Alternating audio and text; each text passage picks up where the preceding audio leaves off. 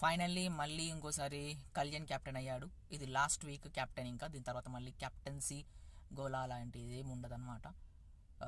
So ఇప్పుడు possibilities ఏంటి అంటే, కళ్యాణ్ ఒకవేళ కెప్టెన్ అవ్వకుండా నామినేషన్లో ఉండుంటే ఇంకా బెటర్గా ఉండేదేమో, గ్రాఫ్ ఇంకా పెరిగేదేమో. ఇంకా ఇప్పుడు కెప్టెన్ అయ్యాడు కాబట్టి ఈ వీక్ నామినేషన్స్లో ఉండడు కాబట్టి, సో అదేమన్నా ప్రాబ్లం అవుద్దా అంటే ఏమైనా గ్రాఫ్ అనేది తగ్గడానికి ఛాన్సెస్ ఉంటుందా అనేది చూడాలి నెక్స్ట్ వీక్లో. ఎందుకంటే ఆల్మోస్ట్ ఓన్లీ 1% 2% డిఫరెన్స్లోనే ఉన్నారు తనుజ అండ్ కళ్యాణ్. మరి ఇది ఎలా పోర్ట్రేట్ అవుద్దో, మళ్ళీ ఈ వీక్ తర్వాత మళ్ళీ సడన్గా మళ్ళీ నామినేషన్లోకి వచ్చినప్పుడు కళ్యాణ్ ఎలాగా అంటే డిఫరెన్స్ అనేది ఎలా వస్తుంది, పాజిటివ్ వస్తుందో నెగిటివ్ వస్తుందో చూడాలి ఏమైద్దో.